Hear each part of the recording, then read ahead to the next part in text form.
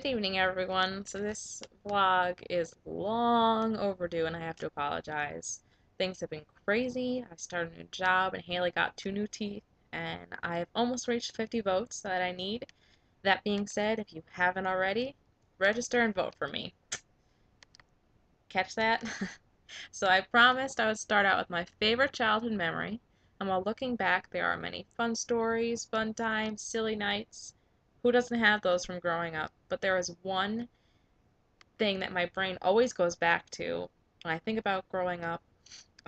Every summer, my dad and my good friend Katie and we used to take a trip up to the Catskills in New York, up to Round Top Mountain, and we would stay for a week and we'd do all sorts of touristy things. We'd go to the Catskill Game Farm and pet all the animals and feed all the animals, and we'd go on all different kinds of hikes. Um, but every afternoon we'd come back to the resort and my dad would just let Katie and I wander through the woods or whatever we wanted to do. And the first year we were up there, we decided we were going to follow this creek to see where it went. And we followed it a while until we got to the end. Well, the end that we could go get to anyway, and it was this beautiful waterfall, and we were convinced, of course, being like stupid young kids, that we were the only people that knew this existed, and we decided to name it Secret Falls, and we built a little raft, and we found an old shovel, and we were using it as a paddle, um, and we set up this little makeshift camp, and we visited it every day, and we told secrets and we swam and we jumped in the water and we screamed, and it was just perfection in nature. And it was something I'll always remember. And the thing I want for my kids the most growing up is that I want them to find their own secret falls. I'm sure many other people have similar stories like this. Um, there's just so much to explore in nature. So anyway, before I ramble on too much about that, I want to get to tonight's topic, which is nursing in public.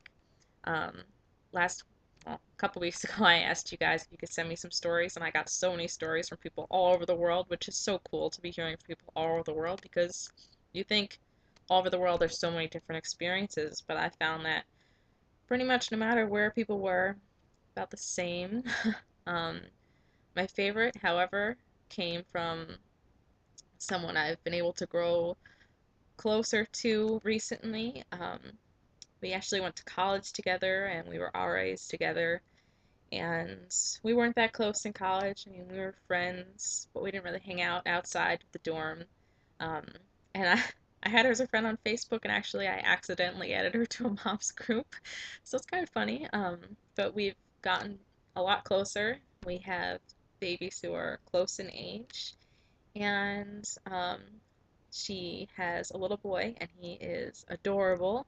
His name is Albie, and out of all the stories that I got, I think the one that she told me is perfect for this because it just is very fitting. She told me that when she was in church, she had thought that that nursing in public would be kind of, she tried to be discreet and keep it hidden, and her pastor told her that he didn't have a problem with it because, after all, Mary nursed Jesus. And I'm sure that's something that not many people really think about, I guess, but this story is just so great for so many reasons, whether you're religious or not. Because religion can be a touchy subject, right? So I don't want to dwell on this. Whatever your religion is, that's fine. But think about it this way. Religion, no matter what you follow, is a cause for celebration in life, and the Bible itself is referenced in so many ways in our everyday life, no matter what you believe. People base their beliefs off the Bible, and sometimes they're so strict with how they believe the Bible's rules, they go to extremes saying things like homosexuals can't get married. And I mean, the Bible is thought of so specific in so many ways. Um, so think about this.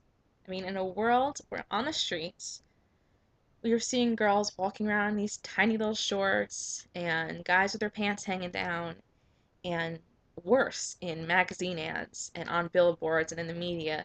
I mean, all these things that people see on a daily basis.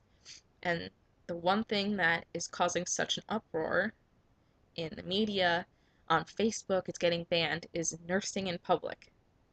Take a minute and think about how crazy that is. Breasts on a woman were made to nurse. That's their main purpose. It's why they exist. Yet if you are nursing your baby and someone might catch a glimpse, it is indecent or in poor taste.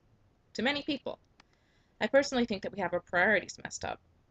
It's okay for Kim Kardashian to shake that badonkadonk of hers all over Twitter, and she not only gets that photo blasted all over the social media sites, but even on the news.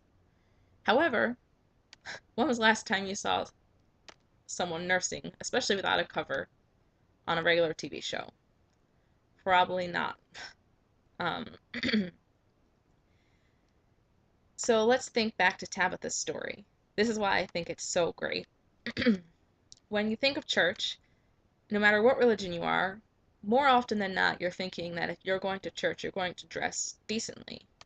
You wouldn't be wearing the same thing you wore to a nightclub to a church, right? Okay. So you would think, if nowhere else, that your nursing in public without a cover would be thought of as indecent in a church setting because, well, you're not covered, right? So it just made me giggle that out of all so many crazy stories I've heard of all over the world, people nursing out in public in a park in front of a school, and they're getting criticized, but in this one place, she found kind of like peace to nurse in public. And it's funny because you think like in the past year, twerking was added to Merriam-Webster, and selfies of post-baby bodies and revealing bikini litters every magazine and Twitter account, entertainment news show, and the one that thought that one might see a breast for 30 seconds while a baby's latching or unlatching, that's what's considered indecent. It's just a crazy thought.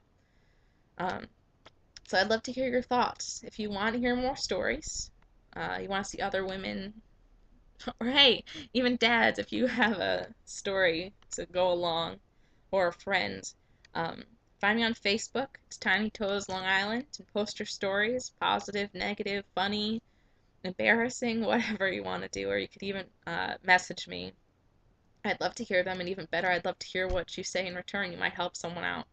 Um, After I go live with this vlog, I'll post my favorite nursing in public story on there for you, and you could read that too.